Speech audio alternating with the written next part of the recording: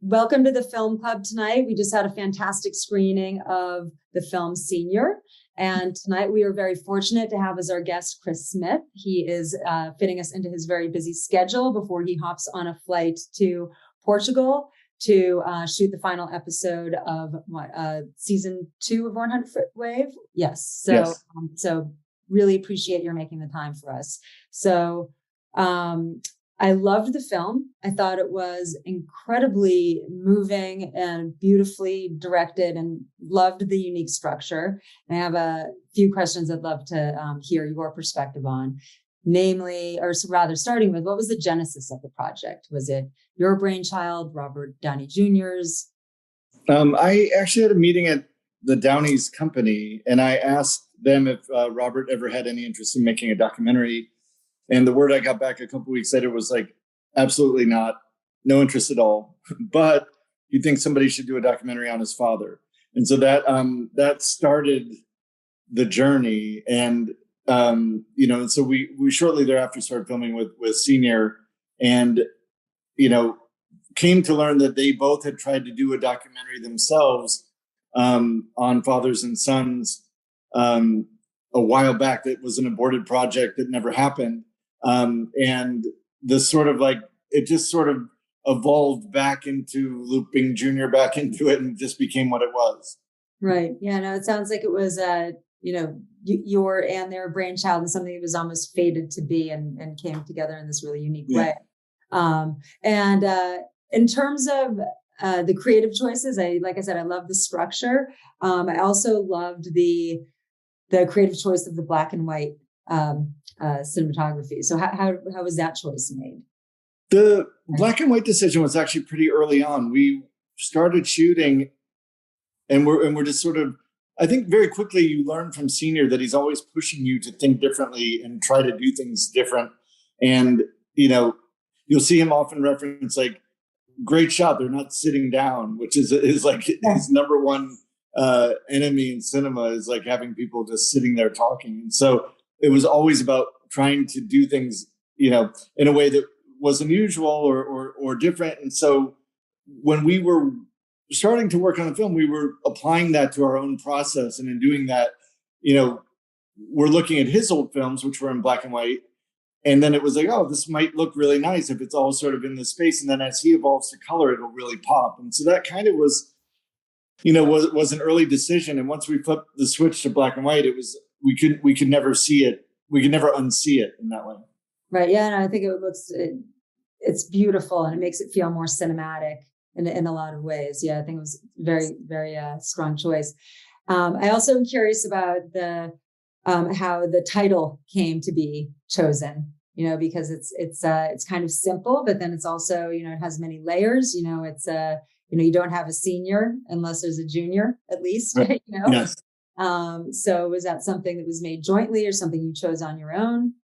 What's funny is it was more like just what the project was called. It wasn't necessarily what the title of the film was going to be. It was just always like, Senior, we're working, are you filming Senior today? Or it was something that I don't know when it flipped from just being like kind of what we referred to the project as to the actual title. But I know that by the time Robert and his dad were doing those Zoom calls, it was sort of the tentative title that was becoming the real title. And you can hear that he asked his dad if he's happy with the name. And he's like, yeah, it's fine, but we can do better. So I think it was one of those things that I think we all, like many titles of many projects, it's the title, and if you don't beat it, it becomes the real title. Right. And another thing I'm curious about is, I love how your subject is making a film within the film, and that I thought was quite striking. Is there I have to ask, is there a standalone version of Senior's cut of the film? There is somewhere. I don't know exactly where, when it'll be seen. It's, we're still editing the movie, and we on a lark kind of applied to Telluride, and it got accepted. And so then we were like scrambling to finish. I'm actually still doing changes today that are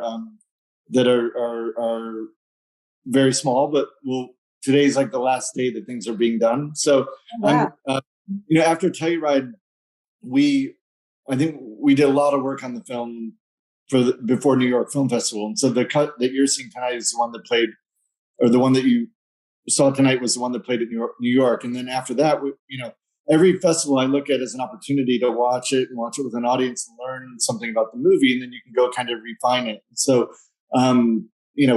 it's an ever evolving process. Oh, interesting. I didn't know that you're still tinkering a little bit. That's cool.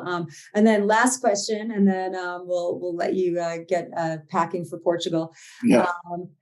How was it working with two such strong? I mean, so you're the director. Theoretically, it's you're at the helm creatively, but you are working with these two very intense creative individuals. Like, was there any push-pull in terms of, how things were being realized, or did they really let you run the show? Or, it's interesting to hear how Senior influenced, was an influence in the black and white choice.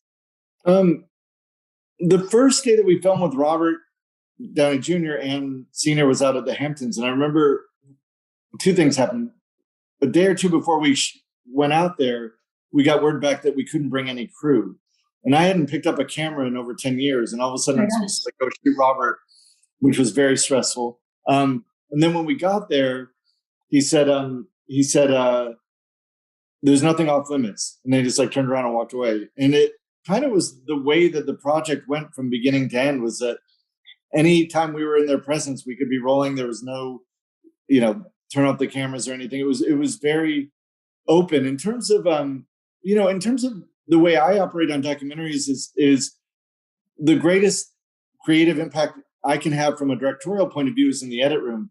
So in terms of being on set, I'm just trying to reflect what I'm seeing. So it's really, you're not in a position on set where you're trying to tell people to do things, so them being strong personalities and characters only work to our advantage, because letting them sort of do what they do, we were just sort of laying back and trying to capture it. And so it wasn't really until the edit. And then you also have Senior was busy with his cut, and Robert was busy with everything else that he does. So we kind of had a lot of autonomy. I worked with Susan and Kevin and Emily quite a bit. That was sort of the core group.